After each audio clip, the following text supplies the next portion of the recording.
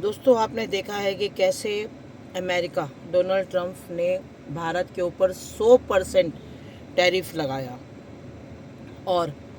Already जो America के अंदर जो दवाइयाँ हैं, फार्मा सेक्टर की दवाइयाँ हैं,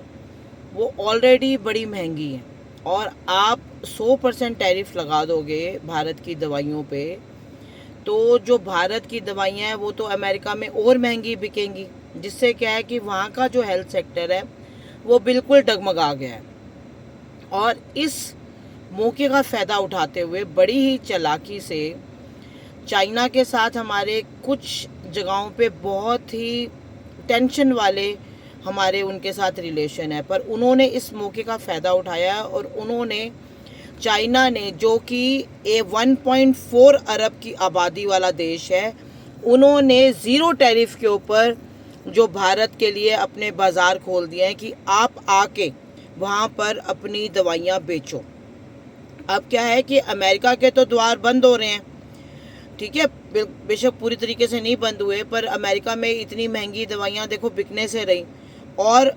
चाइना को भी ये पता है, वो कोरोना काल से देख रहा है कि जो भारत की दवाइयाँ एक तो सस्ती भी हैं और भरोसेमंद भी हैं, इसलिए उसने अपना पूरा बाज़ार खोल दिया है कि आओ यहाँ पे आके बेचो और ज़ीरो टैरिफ पे। जबकि पहले वो 30-40% टैरिफ लगाता था, उसने वो हटा दिया क्योंकि उसने इस मूव को कैप्चर करना है। और भारत को तो बहुत ही फ़ायदा है भारत की, क्योंकि क्या है कि आर्थिक व्यवस्था इससे बढ़ेगी और भारत धीरे धीरे क्या है कि फार्मा सेक्टर, हेल्थ सेक्टर में एक बहुत ही ऊंचे लेवल पे पहुंच जाएगा बिकॉज ऑफ चाइना, क्योंकि चाइना ने ये सारे जो दरवाजे हैं उसके लिए खोल दिए हैं।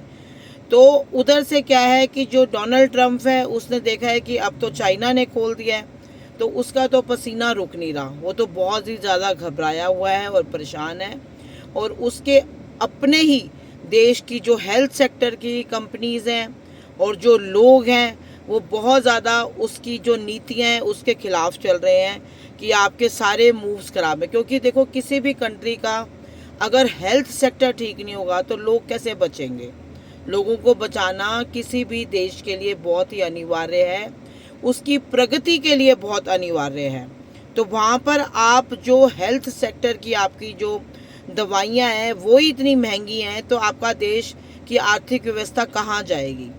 इसलिए इतने दबाव डालने पे भी, 100% टैरिफ डालने पे भी